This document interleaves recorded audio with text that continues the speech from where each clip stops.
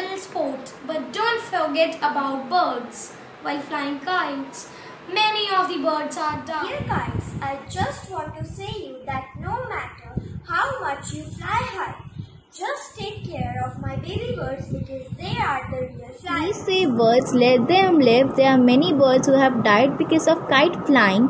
A lot of birds miss their mates. Some of them are endangered and some of them are migratory who have flown across the seas hoping for a good life.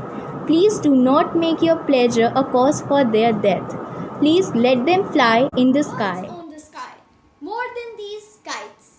Spread awareness within your family and friends as to not fly kites this Independence Day and celebrate with some other Manja or kite string, which is used in the kite flying.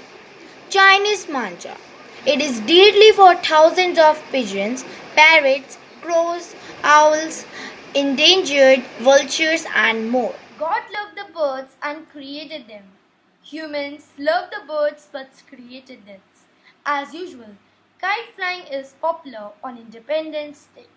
It is happiness for us, not for the birds. Thousands of birds are sacrificing their life. Birds or blood kites. It's up to you what belongs to the sky. Give them wings.